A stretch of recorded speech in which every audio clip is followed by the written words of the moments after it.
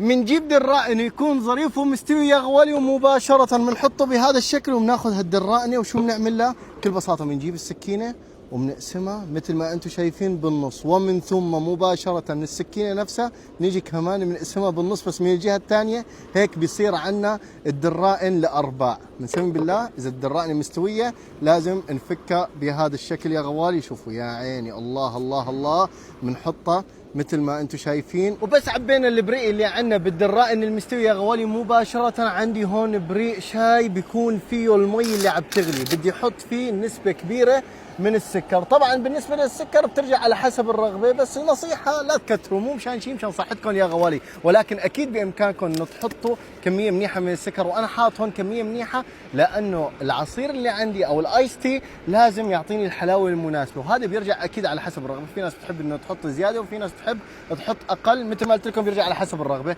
هلا مباشرة من اول النار عليه وبدي اضيف عليه الشاي، اي نوع شاي انتم بتحبوه. انا رح استخدم الشاي الفرط يا غوالي بهذا الشكل، بخليه يقلب قلبتين، شايفين؟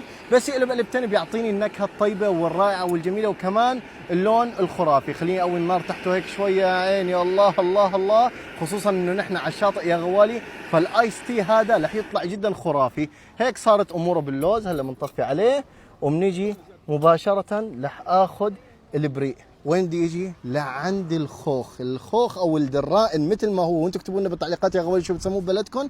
بننزل عليه الشايات بهذا الشكل هو وسخن. ليش لازم ننزل عليه الشاي هو وسخن؟ مشان يعطينا النكهه الطيبه والجميله. وبس حطينا على الدرائنات هالشايات يا غوالي، تركتهم شغله 3 دقائق مشان نطالع كل الطعم الجميل اللي موجوده بالدرائن. ومثل ما انتم شايفين هيك صار عندنا الايس تي جاهز. لكن كيف بده يصير اسمه ايس تي وهو لساته سخن؟ مشان هيك انا عامل حسابي وجايب معي هالفريزه المتنقله وبحط جواتها هالثلجات. الثلج شو وظيفته هون؟ رح يبرد كل الشاي اللي عندي كثير منيح. كمان بحط له شوي ثانيه يا عيني، الله الله الله. هلا بنجيب المعلقه وبنحركهم مع بعض كثير منيح مشان تنزل عندي الحراره ويصير عندي الايس تي بارد ومنعش وغير شكل. ومباشره يا غوالي بنجيب الكاس الجميله وبدي اعبيها شوي من هالثلجات، لانه بدي اخذ احلى ايس تي يكون منعش. الجو عندنا نار صراحه على هالبيتش. هلا بنسوي بالله بنحط الكاسه بهذا الشكل وبنيجي بنصب الايس تي اللي عندنا بنكهه الدرائن. شوفوا لي على هالمنظر يا عيني، الله الله الله،